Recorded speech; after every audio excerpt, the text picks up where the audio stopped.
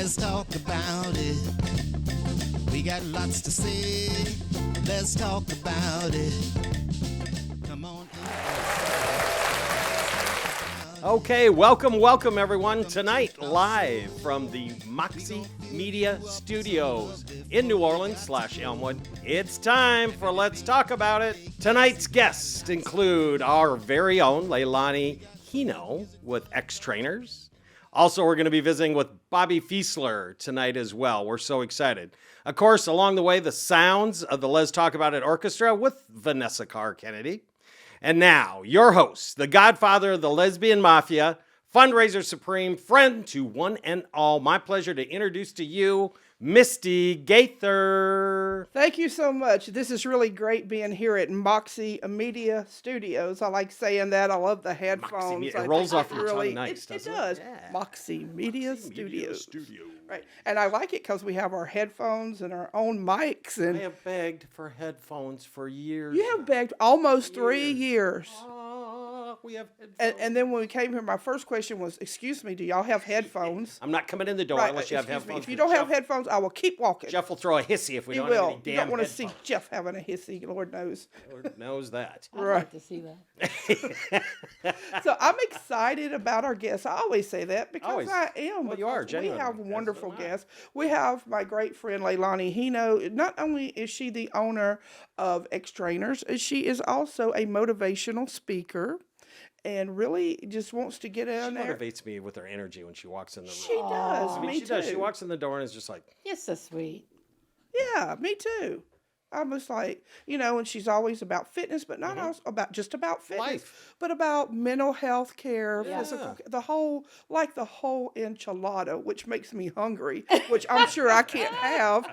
You can have an enchilada. You Who just wants have a to- sugar-free enchilada? Ah, you can Nobody have I know. one. You just can't eat for 6 days afterwards. Exactly. Oh. No. I thought you was going to say you can't eat for 6 people. I also have my friend Man, ho, ho, ho. Robert Feisler.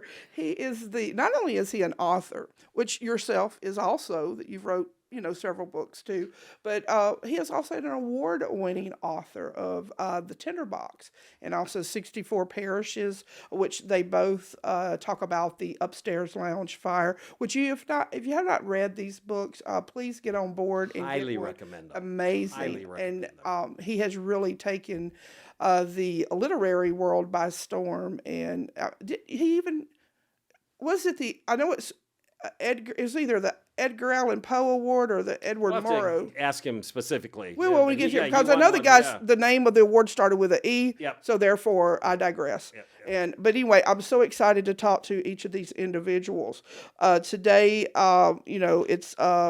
it was Kobe Bryant's birthday, Oh, R.I.P. Happy birthday. Right, and also Rick Springfield. Happy birthday. I wasn't boss. around about Rick Springfield. I wasn't around Jesse's girl when he was singing, but my mother told me that he was a great artist. So, Who was it? Whose birthday? is it? Jesse's girl. Oh, okay. I said it with a straight face. What more do you want? And I'm excited and just thrilled. But not only those two adjectives, but really blessed to be here in the studios. This is great, It y'all. is great. And I like the logo and the, Kelly Elaine Photography and Brandon, they collaborated and made this. And it's really I think like newsy. What do you Yep. think? Very much so. It is I like newsy. it. Yeah. So, it's just one of those things where it feels like everything's coming together. And I really like that feeling. Moving on up, as they say, huh? Well, I am happy to be Wheezy Where in did we the start? duo. I like being on the Jefferson. Yeah. Oh, we started WHIV. That's right. We did. We started there. It Take me was back there a little bit. right, and it started there. 2020, right? We did 1 or 2 shows, and then COVID hit. Was that all? Yeah. I thought we'd done several, and then it hit. Well, I'll back up because you know what it was. We actually started filming Oh. one time, and then COVID hit. So I don't know if it was because we started filming and COVID hit, or Princess Stephanie was our guest, so Yeah. who knows? Then I remember, we would do, we had people call in, which was a whole nother Yes. level of stress there for a while. We had trying to make 30 that work. people call in an hour or hour and a half. But Just that's trying to get hooked up with the guests. Yeah, the guests. We had 30 guests call in like 5 minutes buttons, just to. Leilani buttons. You had to push buttons. And We had to be our own. Yeah. It was a little board mixer I and thing. remember seeing. Well, I remember that board. Yeah, you were there, and Bobby even was one of our He was guests there, when yep, we. yep. And it was at 8:00 in the morning. Yeah, Remember that? I do barely, but I do remember it. And then we couldn't go at all. And then one person could go. Well, we snuck in too, and then we got in trouble. Got in trouble for that. So then they took the mics off the hook. Yeah, so we couldn't have. And then you heard me we'll trying to do fix the 'em. show by myself. We'll fix them. We'll Right. just take the mics. Yeah, Missy and Jeff don't listen. We'll just take these mics out and see what they do then. Ha ha ha ha ha. Well, so what we did was I'm like, let's move this to Facebook Live. Yeah. And so that's where we had been for years, and now we're back in the studio, and I'm really excited about it. Yeah. Very cool. Right. Good to be here. Right. So I mean, it's hot as hell. It I don't is. know if y'all noticed, not in here, but outside. Like I was telling y'all, Catherine, she had went to Walmart and do what she calls her Walmart run, and 122 degrees. Wow. This heat dome needs to be gone. We did the GAA awards on Saturday night. Yeah, congratulations to all the winners all the and winners. nominees. Congratulations to Peyton Maloney Yeah. from WWL. Right, the meteorologist. Won an award there, but absolutely no promise from him to do anything about this damn heat. Well, I think we should have held the award till we got some kind of Absolutely like we guarantee that we would at least be out of the triple digits. Yes. Right.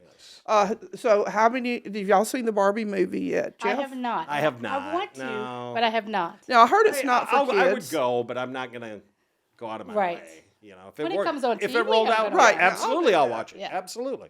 Yeah, because, I mean, from what I heard, it's really entertaining and Yeah. it's not for kids. And I'm like, well, that's my there. kind of movie. Right. Not for kids and I entertaining. definitely want to get in the right frame of mind and go see Oppenheimer, though. I do want to see it. I think I would enjoy more. I don't mind laughing, but I'm more about history and I think you would enjoy that. And I heard that somebody made a point to wear pink to Oppenheimer. So maybe you could do that. maybe. Yeah, Could kind of probably bring a little, because I don't see a lot of people at Oppenheimer really like dressing up for the part. I mean, how can you dress up for a part with an atomic bomb? I mean, Exactly. like, what do you do? Wear fallout material or something like that, I guess. Yes, I like don't know. maybe on Outbreak that hazmat. Hazmat outfit or something. Bring your Geiger counter with you or something like that. You're sitting there and like, time to go. I'll go get the popcorn and see y'all later. Right? Exactly. So, speaking of Outbreak or whatever, and I sure don't want to be a negative Nancy. I mean, we have plenty of people around here that, not around here, but in life that, that's kind of negative Nancy. But it seems like there's possibly a new strain of COVID. I don't know if y'all heard that Oh, rumor. don't Saw say that. Yeah. Yes. And heard one of the doctors says, save them masks. I'm like, wash them first Ew. and then save them. Isn't that all we need? Ew. Yeah, so I'm hoping that nothing comes from that. But I do see, especially in my line of work, that the uptick is kind of, Gotta pretend I that think the these good thing headphones is, don't though, work. we are not nearly as ill prepared to deal with it. right. I don't think we'll shut down the world again. I think we've got better options in place to contain it and keep You people are an healthier. optimist. Well, I try to be. that's why we call him Sunshine Jeffery. I mean, don't get me wrong. I love that year off watching TV. I haven't quite recovered yet, but Did you get into like any soap operas or anything like that? Did I get into what? Any soap operas or? No, not a No? big soap opera person. Again, can I'll watch see like that. history Yeah. shows and that kind of stuff. You know what I like on I the got his- into about 20 more pounds.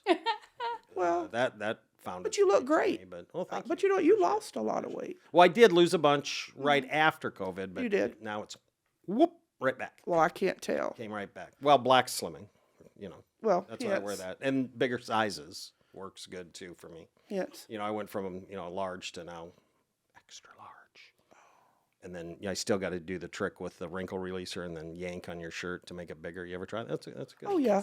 I love that one. Oh, We're still on the air. I don't know if that part will be edited out or not, but we can see what we can do. No, but seriously, yeah, because I mean it's like the History Channel. I love watching the History Channel, Yep. and I like the forging. Isn't that what you call it when they build the swords? And they have the Oh, yeah, yeah, yeah. competition. That's And I mean, interesting. they're over there like hardcore. And the fire, you put it in there and they make the swords or I don't know, whatever. I mean, I don't sit there and watch it all day, but if it's on. Yeah, you just get caught up in one of those. I get caught up in the fishing show, getting the crabs out of the North Sea. I get caught up in the homestead rescue show, and why the hell would I have any interest in that? But I mean, it kind of hooks me in, and all of a sudden I've watched. You're starting ordering merch and stuff. Yeah. No, the Homestead Rescue, is that the one, or is that about the Appalachian thing where they're on the hill? No. The hill, you know what I'm talking about? Is that the They go all over the place. These people that go off grid. You're going to get away from everything. You go off grid and you start a homestead and you fail. This father and his daughter and son they come in and do a rescue. They come in and evaluate everything and then get them set up with whatever they need to succeed and go from there. It's just, I don't know, it's kind of interesting. And I guess it's always to do with the characters too. Yeah. You always have to have like a gimmick, I guess. Like, somebody, even though it's supposed to be reality, but I guess it is reality. You have one acting like an ass. You have one, the smart one. And along those lines, I'll be going through the reels on Facebook, and I start watching that hardcore pawn stuff, from Detroit. I'm sorry, what? Just hardcore pawn. Pawn shop. Okay. Okay. I was getting excited about. I thought it didn't you. I thought it was. I was saying pawn, not porn. porn. Okay. Yeah, I was wondering if I showed up on the wrong day. They absolutely stage those. Sure. That's all set up, but it's just funny to watch people fight and scream and. Right. So that's kind of interesting, though, that how you were talking about watching Facebook, like the reels and stuff. Now, that's a rabbit hole. Thank you. I'll be scrolling and 2 hours will pass by. And I'm like, I could have been enjoying life or like I could have putting the dishes in the dishwasher or something like that. Right. Leilani and done a workout and all that. Right. Leilani. Right. The only thing that I got to work out was my damn thumbs. Right. Like. But you know what? There are some videos, and not the porn that I find satisfying. Mm-hmm. But like when they're mowing the grass. Have y'all seen those? And what are you talking about? No, you've got to get with it, Leilani. I know. Look, you watch these videos, and it's like stuff like when they do the horse's hoofs. Y'all got to get with it. Yeah. And like the lawns, they mow these people who have ratty lawns for free just so they can put them on YouTube and get likes. And these people are making good money. Viewing. That makes good viewing. And it's like it's calming. I didn't realize watching somebody mow a lawn. Well. Because I don't watch them. I pay them. It looks like hot, dirty, sticky, boring. But when they do the edges and they tear. You know what's sad? I really enjoy mowing my own lawn. I didn't realize it. We could go to Leilani's and watch her mow the lawn. We should go film that sometime. I know. Look at Leilani, y'all. The Lord, every day they don't have a lawn to mow anymore. So happy about that. Well, I'm glad ours isn't very big and we just hire someone. I was so proud as a new homeowner that I got to mow my own lawn. I was very proud of it, and I was very fussy, and I fertilized and trimmed and made it all pretty. And then, that lasted like 2 years. And I was like, shit, I guess I better go out and mow. Or hire the kid to do it or something now, because I'm with the latter part. Over it. Yes. So I thought I'd just throw that in there about the satisfying videos where, like I said, you can watch them and they trim and do the horse hoofs or the cow's hoof. Yeah, I've seen that. That's crazy. It is. Those guys' backs got to be bad, because they bend over and most of the time they're bent over and nailing that on there, and the horse kicks them, and thank God they're there. Well, some of them are like really well to do, and they have the machines. They put the cow in or the whatever, and they're poor little hoofs, but they say it doesn't hurt, which I'm sure it don't, because they would have done kicked the hell out of everybody by then. But anyway, so this is just my suggestion. If you get kind of stressed, or if you just want to kill 5 hours out of the day, watch lawn mowing, Misti reels. recommends lawn mowing and cleaning horse hooves. And cleaning horse hooves. I was going to say meditation, but hey. Well, I should be doing that too.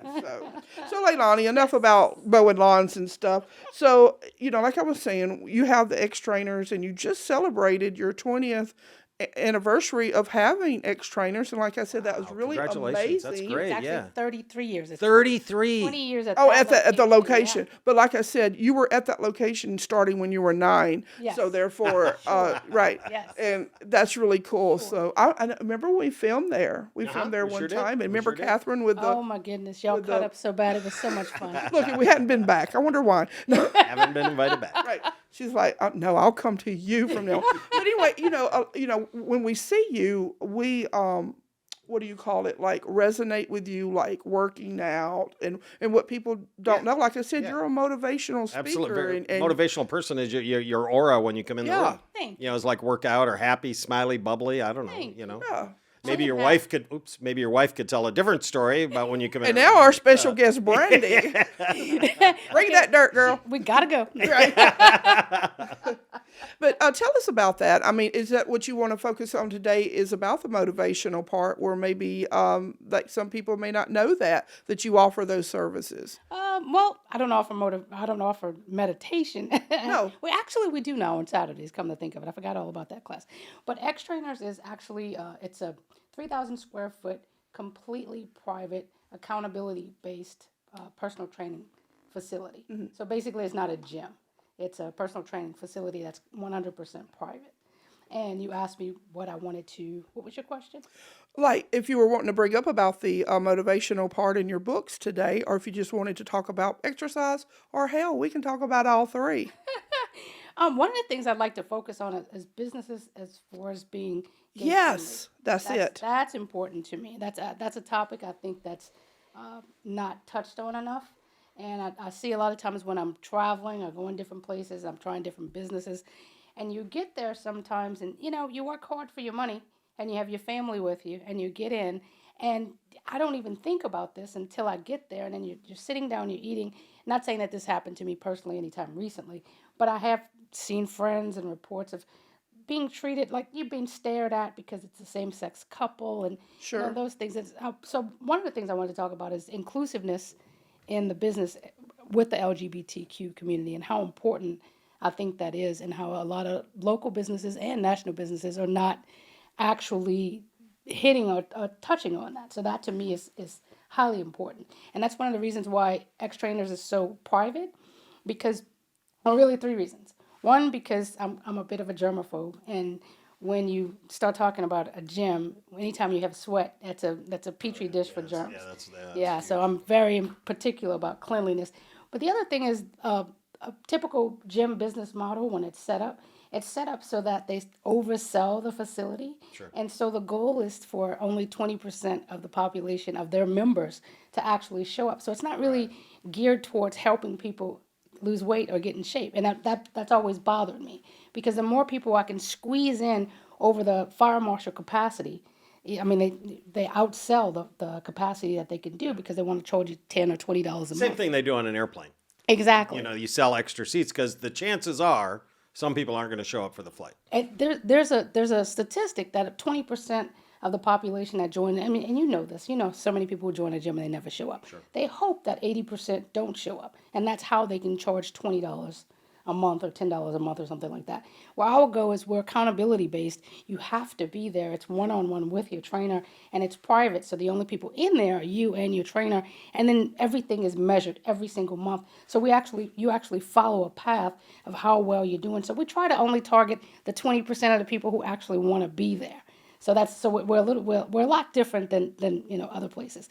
And then the final reason why we're set up that way is mainly because of how it's horrible to say, and what happens, and nobody really calls it out, but oftentimes when you go to a gym, if you're not already in shape, you get strange looks. People tease people who are in there who are overweight. That's the whole purpose of why they're supposed to be there. And that completes the circle of why people don't go to a gym. But that's the reason why they're there in the first. I've seen trainers tease people who are out, and I'm just crazy. Yeah, right. So for me, that inclusivity is important, and that to me is just as it relates to being healthy and fitness wise. So you throw being openly gay in the mix in a gym that already has that mentality, and then it's a recipe for disaster.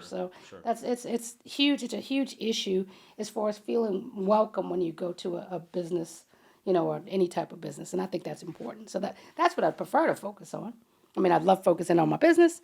Yes, we're wonderful, but all businesses, as it relates to inclusivity, is important. Well, because your business is multifaceted.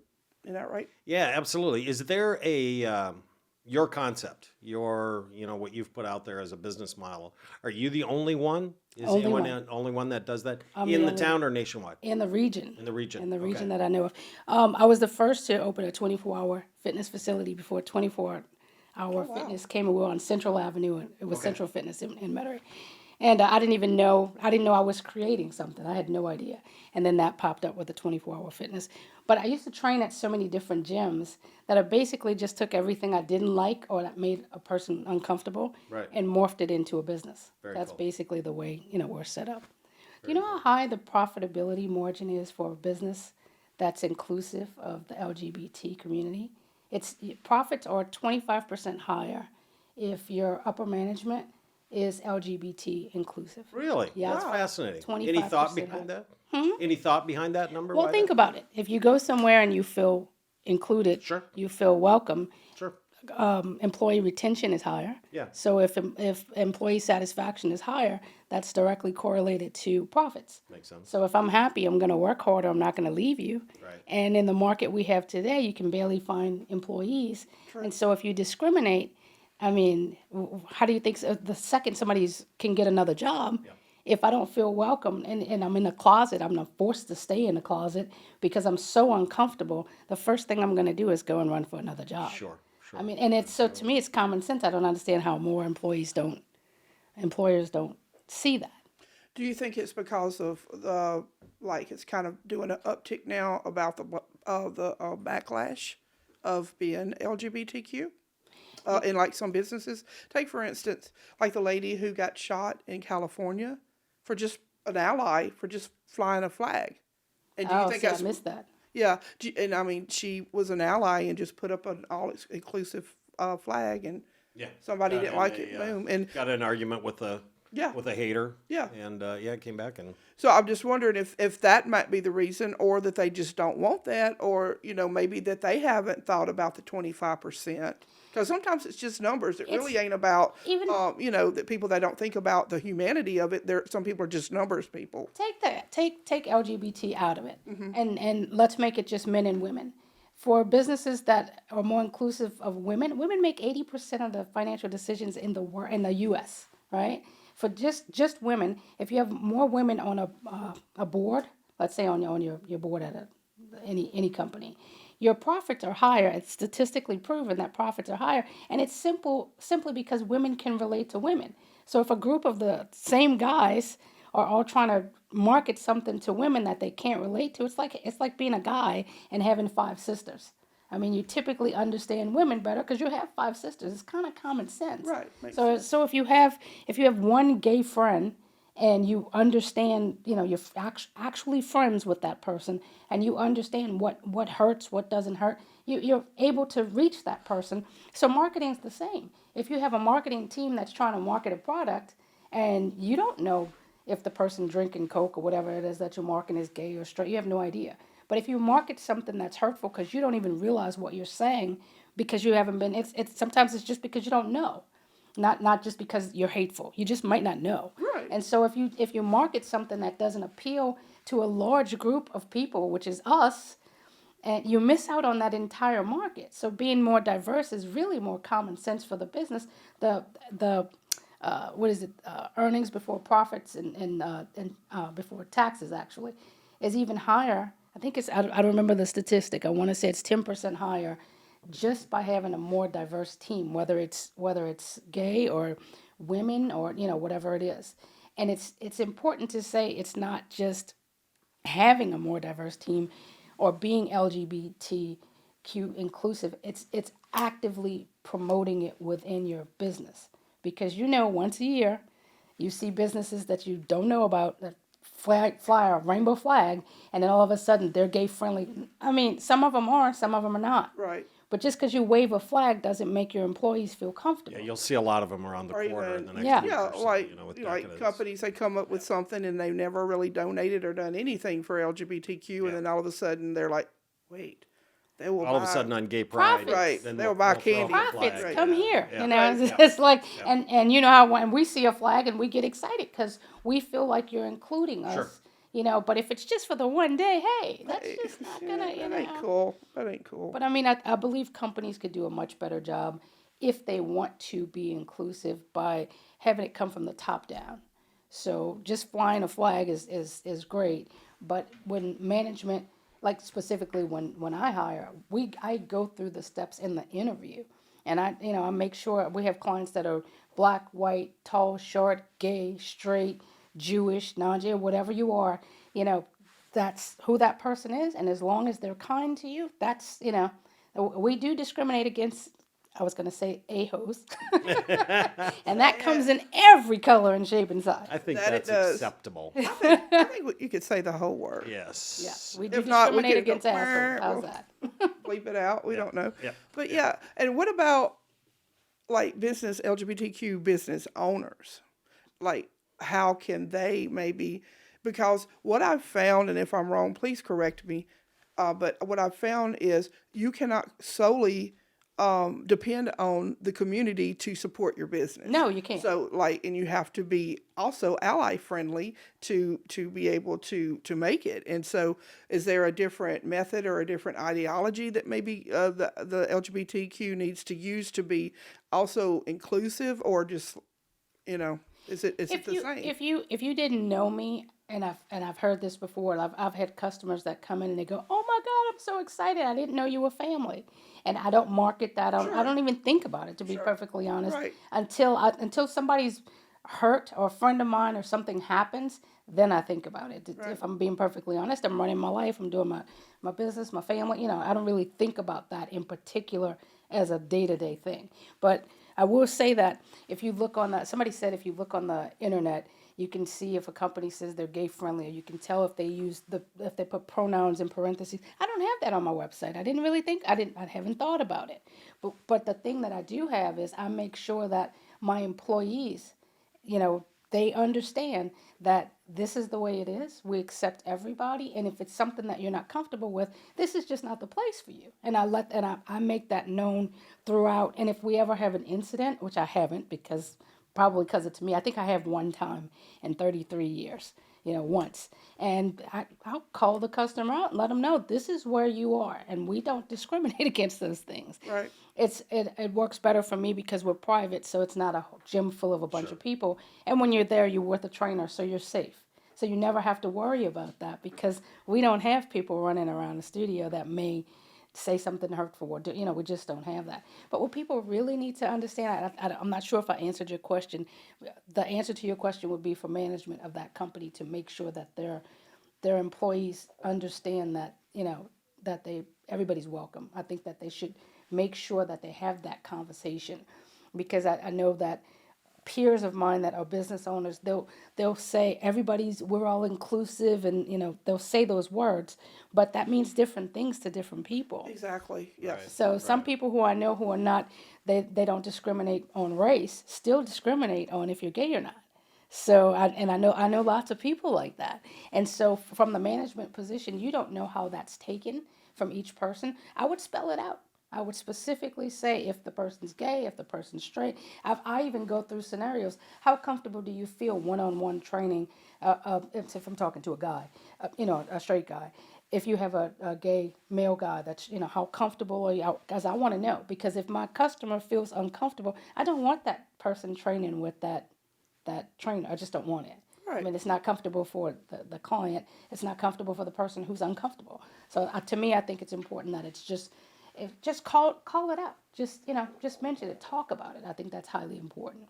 And I think what happens is a lot of times we don't talk about it, and that's where misunderstandings come up. Or like you said, if the guy didn't say anything, you wouldn't know, and then he maybe would say something to, the gay guy, and it'd be a big, like they would get into it. So it's better. Communication is really key in everything. Direct communication. Yeah. So many people get their feelings hurt because somebody said something, and sometimes people don't really understand that what they're saying is hurtful because they haven't been taught. Now, once you've been taught and you keep doing it, that's a different story. You're a-hole. Yeah. Right. That's a different story, but oftentimes that happens and nobody talks about it. Now, let me ask you something now, with your, your brand and you're talking about wanting to implement all this in businesses and things. Can people speak to you about maybe coming in and consulting at their business? Yeah, definitely. Okay. We definitely do. We do a lot of what I call white boxing. And so some gyms, I don't have any that I manage right now, but some gyms I would go in and actually revamp their whole system, and they keep their team and their name and the whole thing. But we go through and kind of explain that this is like this and this and why. And yeah, we definitely do that. That's great. That's great. Yeah. Well, I think that Leilani actually has been probably our most frequent guest of all time. Do you think that? I would think so, yeah. Do I get a punch card? You should. I thought you was going. Oh, I want like a little card, you know, you put a well, little punch you know thing. what? I think after the 10th one, you get. I don't know what. I want something. Like her own green room before All she comes on. Well, we have. You could could just sit in name that the one green till we room. get. Yeah, the Leilani Heno green room. Yeah, Yeah, something like that. something. We'll come up with something. But Yeah. I think that you are actually one of the most frequent. That might be when we start the Let's Talk About It awards. Right, and I think any day now. What we call them, the Lezzies. The Lesbies. We start the, yeah. Right, yes. That's what we should, yes, absolutely. That's hilarious. That's it. Well, it's agreed. It's agreed. The Lezzies it is. That's hilarious. Perfect. Great. So thank you very much, and also you're our first guest in our new hopefully home and our new venture studio. So, Excellent. Thank you so much for having me. no problem. And is there anything else you'd like to touch on or go over before? I don't want to say kick you out, but until our next guest comes on. Basically, we're located in Mid-City. If Right. anybody's interested in joining, we are private or one-on-one. We do In not. the American Can. American Yeah. Can, 3,700 Yep. Orleans. Yep. We do not take walk-ins. People don't really realize when we say private, I mean private. Right. So oftentimes people will say, "I came by and you weren't there." Yeah, because or worse, I came by and one of your trainers wouldn't let me in. If they're on a session, Right. that person's paying for 100% private, even though Right. it's 3,000 square feet. Don't people work surprised. that way. You can't just Yes. show up unannounced. So The call word us, private please. means something. Private. Exactly. Show up. Thank you again so Thank you. much. I Appreciate you. appreciate So good you to see too. you, and Leilani. Always. always good. Leilani Heno, everyone. Well, I tell you what, this is great. Yeah. And is it time for the news? We can talk a little bit about it. Good evening, and welcome to the Les Talk About It News with your moderator, Jeffery Aloysius Palmquist.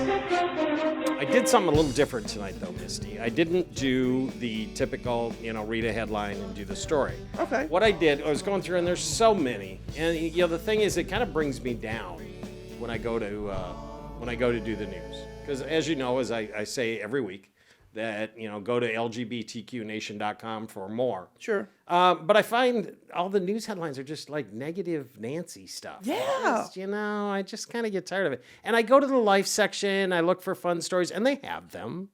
But, unfortunately, I guess like any other consumer, I go back to the nasty headlines. And that's why I'm kind of like, eh. So instead of going in knee deep or waist deep or neck deep on news, what I thought I'd do is I just copied a few of the headlines out there. For example, appeals court allows Alabama's gender-affirming care ban to take effect.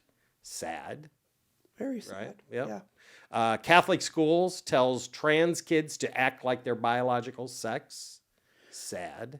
Also sad. Yep.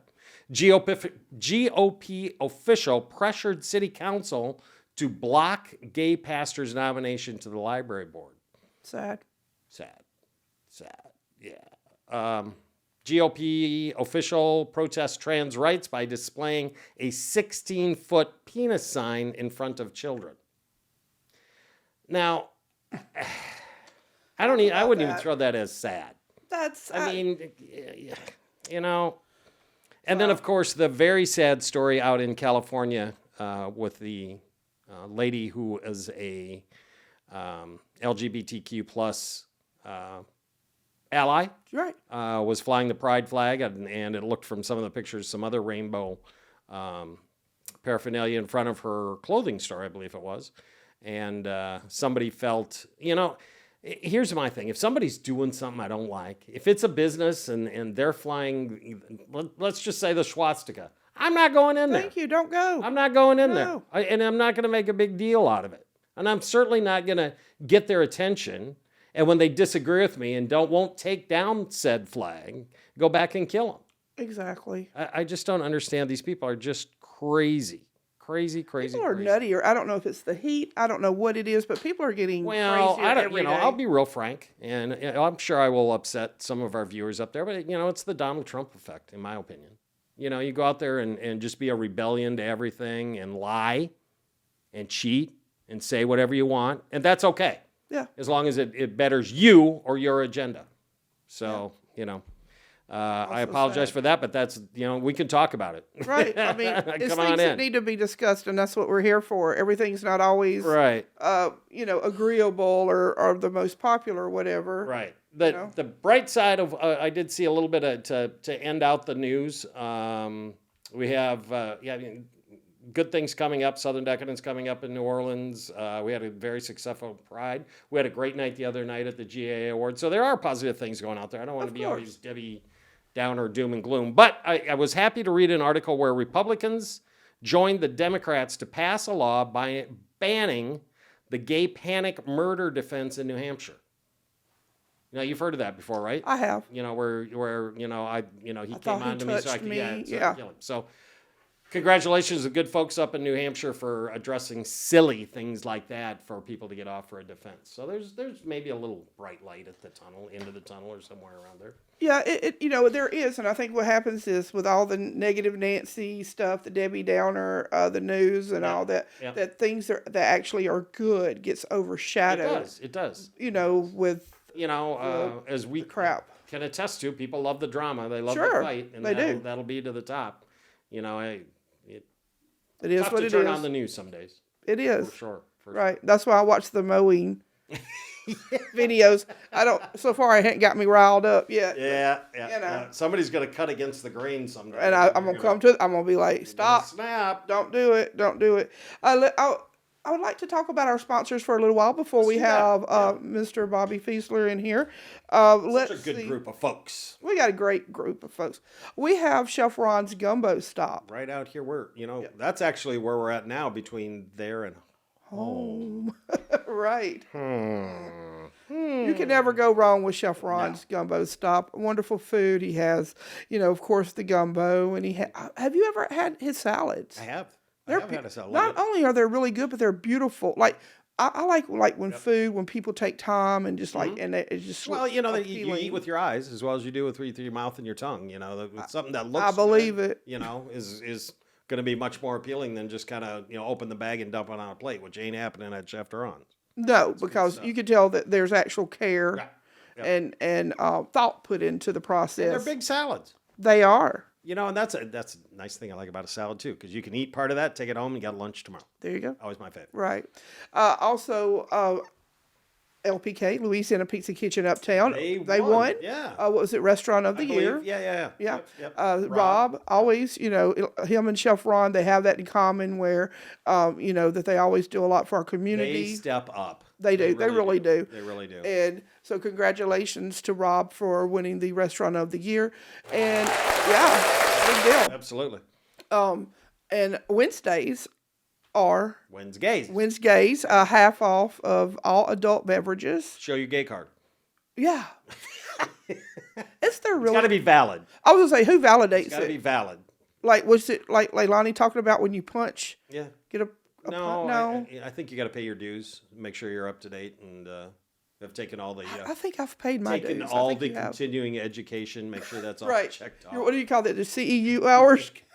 You gotta make sure your CEs are. Like, if you haven't done this by December the 7th, you don't get your gay card for the rest of the. Take it back. Right, we'll take it back. And so we also appreciate Kelly Elaine Photography for all, they do great. Beautiful work. Oh, just gorgeous. Promo shots. They also do like the logos and weddings and birthday parties. Visual, that kind of stuff. They're their go-to crew, people. Just whatever. Make sure you think about these sponsors when there's a need and show them respect and support because they actually turn around and do a lot for our community.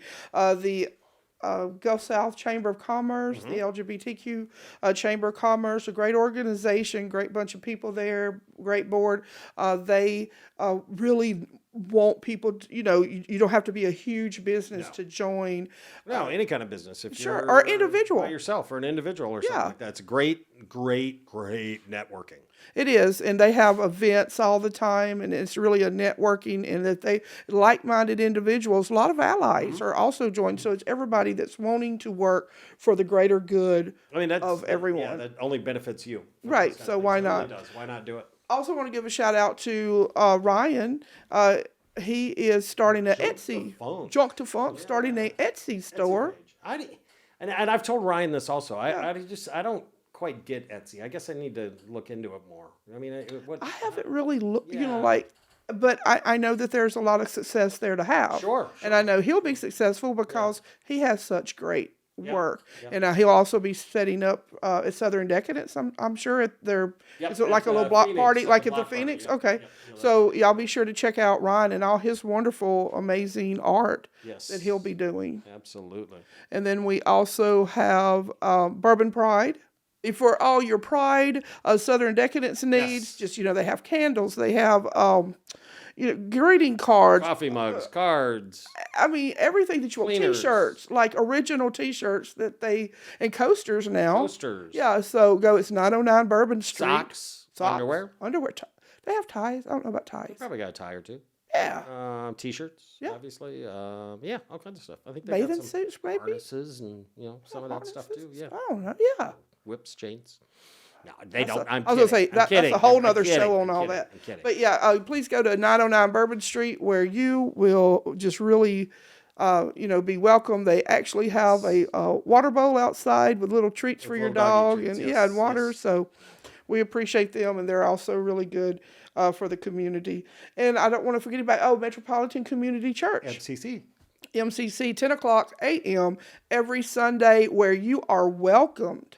You feel welcome. It's important to the congregation and Pastor Lonnie for you to feel welcome, and they are all about. And I found Pastor Lonnie was actually on the show last Wednesday. Okay.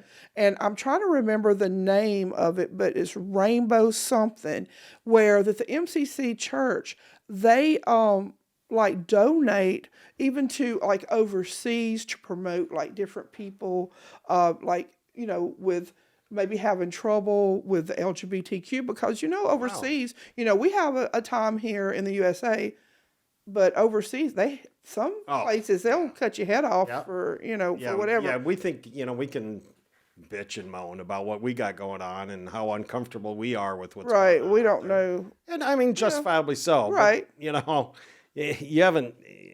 you probably haven't lived until you live somewhere where you face death for doing what we're doing right here. Right. Oh no, they would have done stormed in here, and So we appreciate the Metropolitan Community Church, MCC of New Orleans, for all that they do. I don't want to forget anyone. We'll be back with Lefty Lucy on September the 13th. I am super looking forward to that. Yeah, it's her 40th birthday, and our very special guest, did I tell you our very special guest is going to be? Yeah, you did tell me. I'm excited. That's very cool. Scoot on the Air, WWL 870. He will be our special guest, and he is looking forward to staying with us afterward, and we're watching playing some burlesque bingo. Yeah, so that's great. I don't want to forget anyone. I'm sorry if I did. I think we're good. I think so. Yeah. So we need Bobby. Yeah, let's get Bobby in here. Everybody. Bobby in here? I don't know. We don't have a buzzer. Right. I know. Maybe he does a special knock. The light comes. Is that Bobby? Oh, there we go, Bobby Feisler, everyone. Hey, we got. That's an entrance. Yeah. That's perfect. I love that sound. Welcome. Isn't that great? Mm-hmm. So how are you doing? I'm doing well, Misti. It's so good to see you. It's always good to see you. I saw you Saturday night at the awards. Yes. You and Ryan. And, look at there. That's one award that I haven't won as a book author, as a writer. I have not won a Gay Appreciation Award. Well, there's always next year. So maybe that can be like a focus. Someday, hold out someday, hope. Hold someday. Out hope. Yep. I wasn't prom king either, so I don't know. Slide to your left just a little bit. Yes, sir. There you go. And throw that. I thought that was God talking. I was like, what? The headphones. Throw those on you. Yeah. No, yes, you sir. don't have to do all that. Yes, I told you we were fancy now, but you had no idea. I had no idea. Now, look, I'm excited about the book, The 64 Parishes. Now, that is Louis Prima? Yeah. So this is the latest issue of 64 Parishes, which is the magazine for Louisiana Endowment for the Humanities. And this particular issue has an article that I worked on for about 2 years about a famous New Orleans bar entrepreneur named Charlene Schneider. Yes. And it's about her lesbian dive bar, Charlene's, which I got really into. So this is the issue and this is actually a copy that I was going to give as a present for you. Oh my God! I love presents and books This is an and article stuff. about Charlene and her life and why she's important. Right.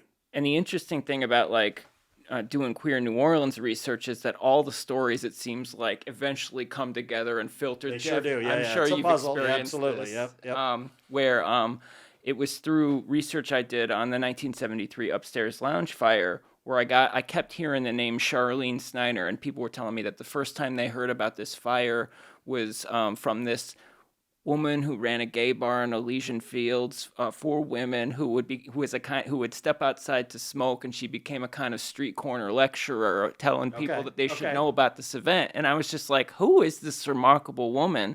Then I stopped by outside the bar and I saw that there was a memorial plaque. Yes. And I was really moved by the plaque, and I was like, I don't know if you ever have this happen to you, Jeff or Misty, but I was just like astounded by my own ignorance. I'm like, I need to know this woman so badly. Oh yeah, I think we've both had incidences like that where you're like, why did I miss all this? You just feel like you missed. And I mean, I didn't have the pleasure or the honor to meet Charlene because that was before like my time being here, and so I didn't get to meet her. But I've got to meet Linda, her partner, and amazing lady. I took the trip to Bay St. Louis. Did you now? Did you go play golf? Times. I didn't play golf with Linda, although she does.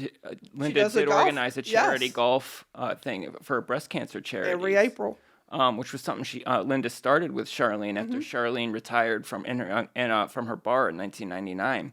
But I did drive out to Bay St. Louis, spent some time with Linda Tucker, and I got schooled on everything about the lesbian bar scene. And I was just like, it's always an honor to interview people, but Linda and I became buddies. She's got her place out there is so cool. It's like a estate that she built out with Charlene, where it's this beautiful house. It's got all this memorabilia from the original Charlene's bar, including the sea tile mosaic from the floor of the bar. Wow. They reconstructed it there.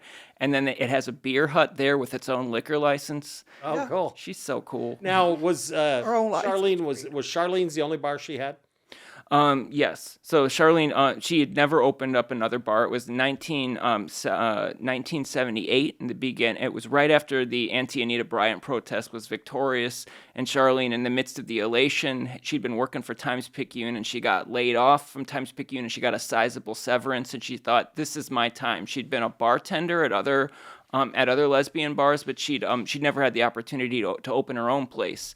And so she's like, well, I got this startup cash, this loot, and there was this old pharmacy on Elysian Fields it was a family-owned chain. I don't know if any of you heard, called Castillo Pharmacy. Okay. So she walked in, and Charlene was cost-conscious, so she walked into this bar and saw the seed tile mosaics on the floor for Castillo, and she's like, this might be my place. And then she said there was an omen that told her that the place on Elysian Fields was going to be right too in North Rampart, where she had the key to her apartment door fit the door to the bar lock, the lock to the bar door. So she just keyed open, and she was like, this is my spot. It's calling me. Yeah. And then for the next 22 years, it was like this lesbian nexus, also this major gay political meeting house and a political nexus, and Charlene got a lot of people involved in all sorts of rights initiatives and whatnot. And also, that bar was so important. Early on in her career, Ellen DeGeneres was a Charlene's regular in 1981 and 1982, and Ellen at times performed in Charlene's. And then in 1986, there was a young ragtag singer-songwriter who was then unknown, about to be famous, named Melissa Etheridge, that came to Charlene's and performed with a blue mohawk on the small stage. There, and then by the next year, she'd gotten famous. She had a self-titled album, and so it was this kind of crossroads that a lot of people pass through. And I honestly fell in love with the place, and I feel like I missed out. Do you ever hear about these bars that existed way back when in New Orleans? Sure. Yep. The unique energy, it. Right? Yeah. like Charlene, and like you said, they never, and she was so protective of the girls. Oh, as yes. they call it. And this is just like, because I love talking to people about her, and what an amazing influence that she was on Oh, yeah. New Orleans, and especially lesbian history, and how that, it was so dangerous for everyone out there. yeah. Like, she would, like, I thought about that when you said, standing out there smoking or whatever, but she was constantly like watching. Oh, yeah. Because they would get raided, or they would get picked up if they just walked out Yep. the bar, and she was just such a stickler for protection Yep. and representation. Yeah, because she'd been arrested. So Yeah. in the mid, She lost her job, Yeah, from she what I was heard. working for NASA Yes. at the Misti facility, and she got caught in a bar raid of a lesbian bar in the Quarter. She actually had escaped the bar raid, but she went back in because her sister Diane Schneider was inside and didn't Diane. know it was being raided, so she wanted to be arrested with her baby sister, was also a lesbian, and so they were placed in the same paddy wagon. And her caseworker at NASA, which is like a federal functionary that was tasked to investigate suspected queer folk back in in the 20th century, this would happen, saw her at her she was called to court the next morning just for an ordinary hearing, and the caseworker was there and saw her and then reported her to federal authorities. And so then when she went back to work at NASA, 3 federal agents interrogated her for 2 hours, and then she said they fired her like a dog. They just threw her out. And back then, like, the idea of losing your career, your entire livelihood, like, that was a great job to have, devastated her. And so she'd only after that, she only for the next few years only worked as a bartender at lesbian bars, which was good for her that she found the community, but also bad for her because those were the places that continually got targeted. Sure. So she was arrested multiple times. Her name would appear in the newspaper. Then her parents would see the name in the newspaper, and it was this ritual mortification. So when she opened her bar in '77, she wanted that to be a safe place for other women, so that other women would never experience what she'd experienced in her young life. That is such a great chunk of history, and and sadly, and Bobby, I applaud you for putting this history out there, because I think the lesbian history is a little bit overlooked. It really overshadowed, is. Yeah. By the other events that happened in New Orleans. So I think these are such fascinating stories. I knew about Charlene, but I didn't know about all this. So very important that you're bringing this out. It's weird. You research these stories, and I don't know. I feel like I fall in love with these New Orleanians, and I want more people to know about them, and I want them to know what they did and why it was important, and also the stands she took. So whenever throughout the 80s up into 91, there was this 11-year-long effort to pass an anti-discrimination ordinance that would protect for sexual orientation. And every time they would hold a hearing at the city council, Charlene would step up and lecture the council members, with a, come on, you guys, we're not asking for anything other than equal rights. And she was just so frank. She shot from the hip. I even found the transcripts, and I was like, the man. transcripts from the meeting. Yeah, I was Wow, like, that's what great. a cool woman. Amazing. Right. I wish I would have known her personally. I got me to too. meet Diane, and Linda, like I said, but to have met Charlene and to kind of, would have that, I don't know. It's really something that I do miss, that I never did get to know her personally. I've never been in my lifetime, because I'm of the generation that never got to step into a lesbian bar. I missed the whole lesbian bar scene. By the time I came out in the early 2000s, and then I got swept off the market pretty quickly. And I was when I lived in various places in Brooklyn with my husband Ryan, we were just going to mostly straight dives. But I didn't know that there was that my moment, my window of opportunity was closing to actually go to lesbian bars and to see these really important spaces as they existed. And I don't know. I hope there's a rejuvenation. I hope there's something. What is it nationwide now? How many left? I mean, it's a number. Maybe down in the teens even. I think it's even below Yeah. that. I think it might be 7, 8, something like that in the whole nation anymore. Because if I'm wrong, I'm sure someone will correct me, and that's cool, because I want to get it right. But I think that the last one may have been in the 2000s, 2010, something. I know in Metairie. Yeah. I bartended the lesbian take bar it back. there, the Sanctuary. But Ruby Fruit Jungle, Yep. Mary Poppins, I think it was 2012 or whenever it was. Yep. And that's been it, really. Yeah. I mean, Currently, or according to Google, 27 currently Okay. operating. Yeah. yeah. So So you that's- think That's still crazy to think nationwide there's only 27 lesbian bars. And then you have to wonder why that is. I mean, it's just like the makeup, like with the the lesbians, when you find the person you want to settle down with, and you just kind of like hang out at the house, or is it, like what is the? Do you think that's it? I have a couple of theories on that, but it's like I think that's one of them that you just kind of want to.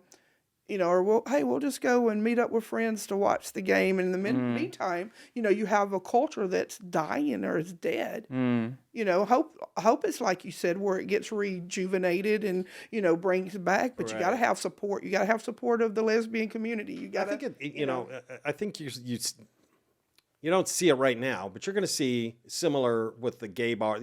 The gay bar is all inclusive now. Sure. To welcome everybody. Sure. But especially with the younger generation, we see a lot of that fade. They don't need to go to the gay bar if they don't want to.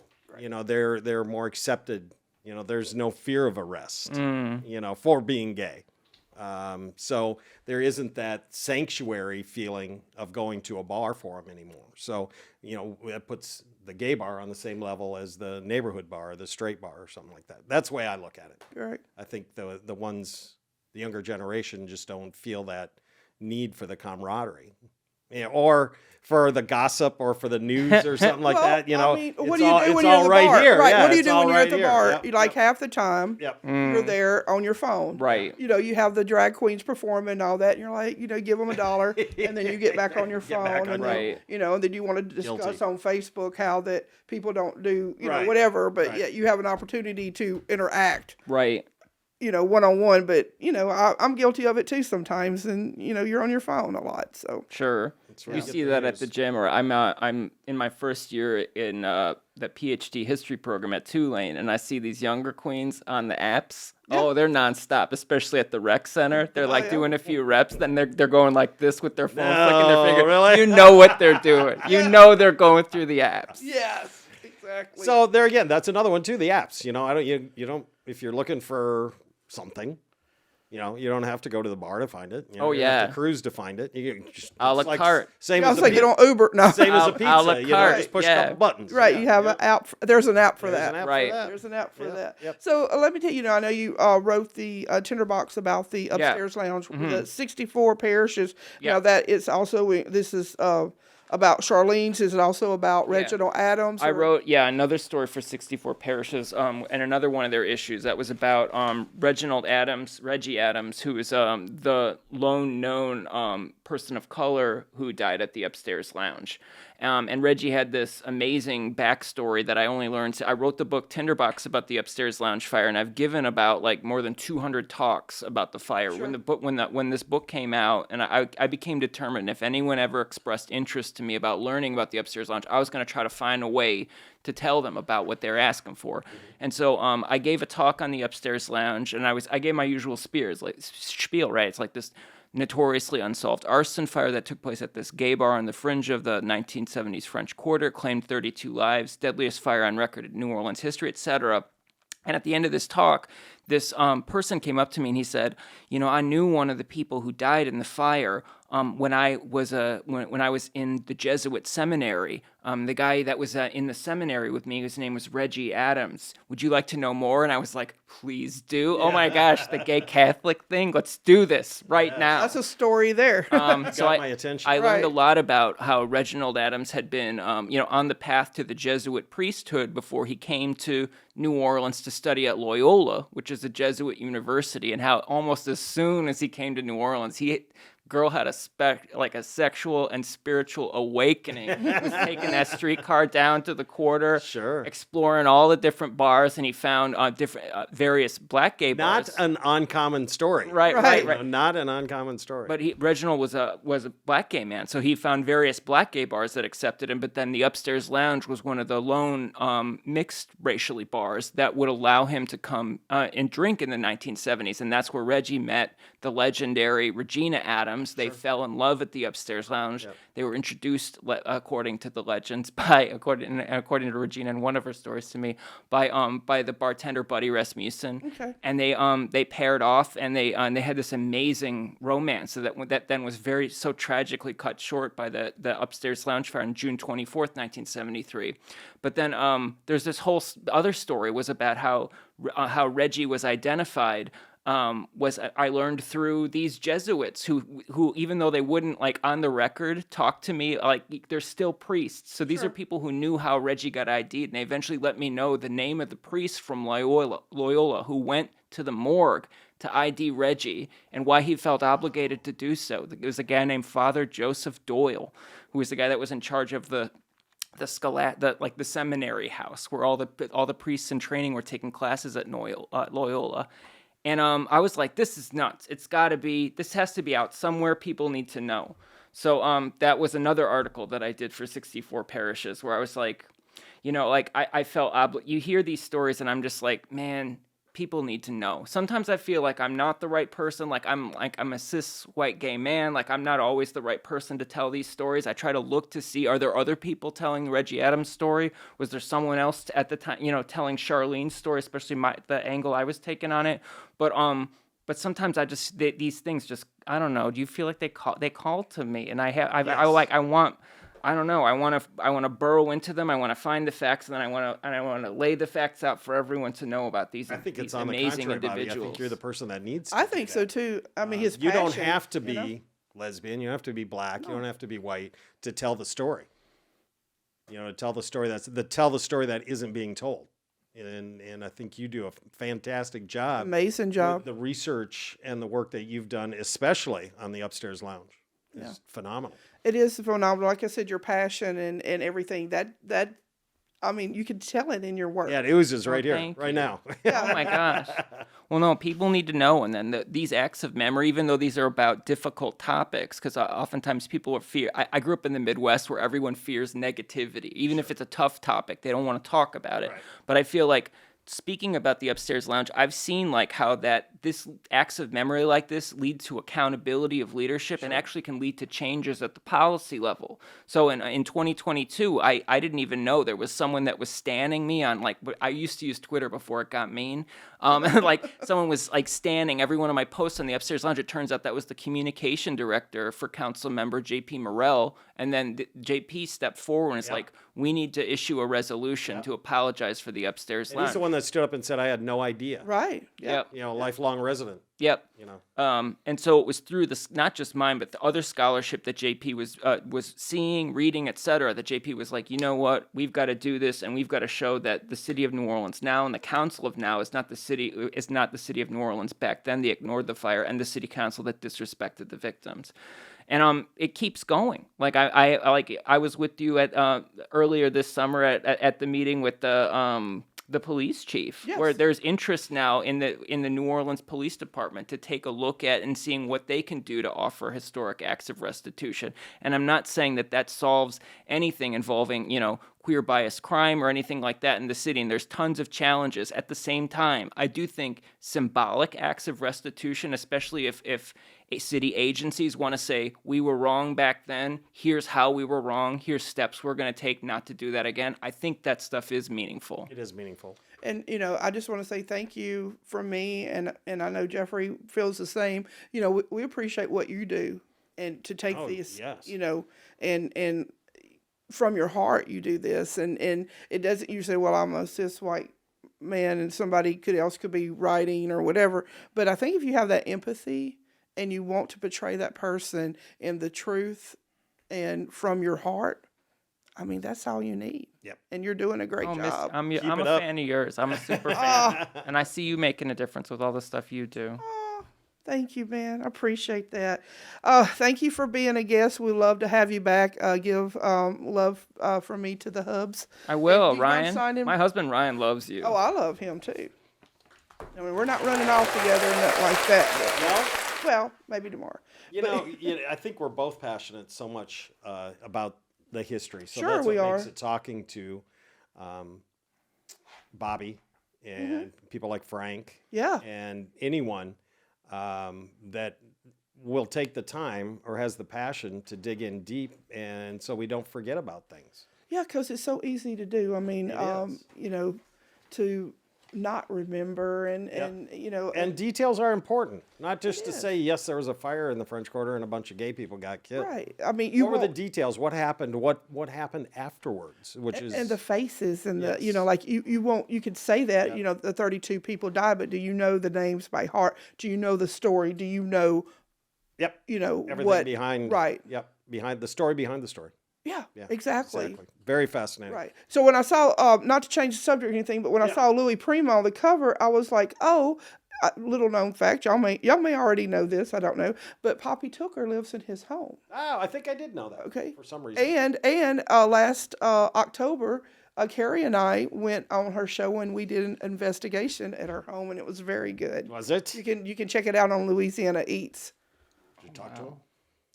Well, his mother. Oh, do. I know.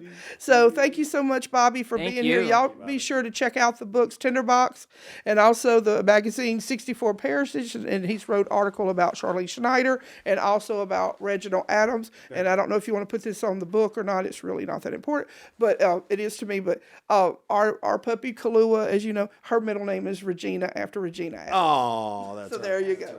Right. So thank you so much. And also I want to give a big shout out, and this is our first night being here in the Moxie Media Studios. Moxie. And doing a great job, Brandon and Lorelai. Appreciate all y'all's help. Beautiful facilities. Oh my God, it's amazing. And then not only that, next week we will be debuting the true crime and paranormal podcast called Truth Be Told. And so I'll be looking for that. And both of these will be starting off on YouTube. Right here, perfect. Yeah. Excellent. Yeah. So y'all be, and then we'll be also on IG and Facebook. And I have a headset again. I know, that's all. So I just pleased. needed to get you one for Christmas, and I just want to You apologize. know, you could have, because I didn't even care if they were hooked up. I think just wanted to walk around? Yeah. No. Well, no. At the show, I do better if I have a headset on. Well, I think you do great, but I do see a little difference, maybe. Right. So everybody, thank you so much for tuning in, and be sure to tune in next week when Truth Be Told, our true crime and paranormal podcast premieres. It'll be co-hosted by Willie Mackey and also by Brandon Mohan. Did I say that correct? Mahan? Well, I'm from up, by Monroe, and we have our, somewhere. So anyway, thank you so much, and I look forward to talking to you again. Our song. We got a lot to share with you, so come on, listen in. We got a lot to talk about. Come on, Misti. And Jeffery's been said talk about it.